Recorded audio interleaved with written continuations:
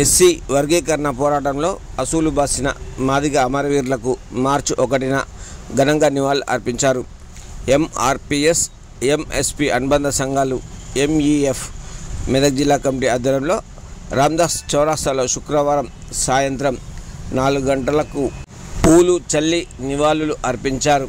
ఈ సందర్భంగా ఎంఆర్పిఎస్ జిల్లా అధ్యక్షులు చెట్లపల్లి యాదగిరి బాలరాజ్ మాట్లాడుతూ మాదిగ అమర త్యాగాలను జాతి ఎన్నడూ మర్చిపోదన్నారు. వర్గీకరణ చట్టాన్ని సాధించి వారికి ఘన నివాళులు అర్పిస్తామని ప్రతిజ్ఞ చేశారు. ఎంఆర్పిఎస్ ఉద్యమాన్ని జిల్లాలో బలోపేతం చేయాల్సిన బాధ్యత మాదిగలపై ఉందని గుర్తు చేశారు. మందకృష్ణ మాదిగ నాయకత్వాన్ని బలపరుచుకొని ప్రజాస్వామిక పోరాటాలు చేసి పేద ప్రజల పక్షాన్ని నిలబడాలని పిలుపునిచ్చారు. అలాగే భవిష్యత్తులో ఎంఆర్పిఎస్ స్వతంత్ర రాజకీయాలు చేసి ఎస్సీ, ఎస్టీ, బీసీ రాజకీయ సామాజిక న్యాయం కోసం పనిచేయాలని తెలిపారు.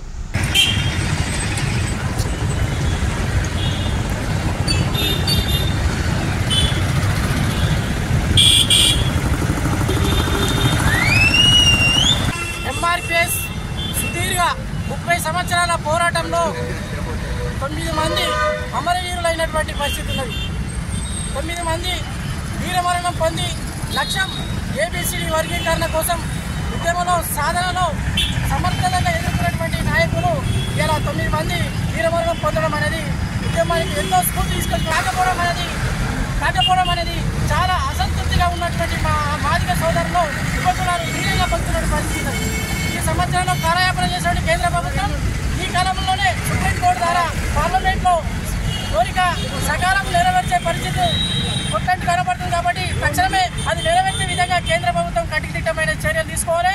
దానికి పూర్తి బాధ్యతగా పార్లమెంట్ వ్యవహారాల శాఖ మంత్రి కూడా తొందరనే బిల్లు ఆమోదం బట్టి కళలు కలుగుతున్నటువంటి ఉపకులాలకు మాదిగలకు తొందరగా సాధించి పెట్టాల్సిన అవసరం ఉంది. కేంద్ర ప్రభుత్వం గుర్తు చేస్తూ అనగారి కులాల పక్షాన పోరాటం చేస్తూ హక్కుల కోసం రాజ్యాంగంలో ఉన్నటువంటి రిజర్వేషన్ ఫలాలు ప్రతి ఒక్కరికి సమన్వయంగా దక్కాల్సిన అవసరం ఉందని రాజ్యాంగం చెప్తుంటే రాజ్యాంగంలో ఉన్న రిజర్వేషన్ ఫలాలు హక్కులను అనగారి కులాలను సాధించి పెట్టుకోకుండా దాని గుప్పల్లో పెట్టుకొని విరాంలుగా వివరించి వాళ్ళ జీవితాలను చెలగట్టబడుతున్నటువంటి కొన్ని ప్రభుత్వాలు వర్గీకరణ వ్యతిరేకులకు ఇదే గుణపాఠం చెప్తాము.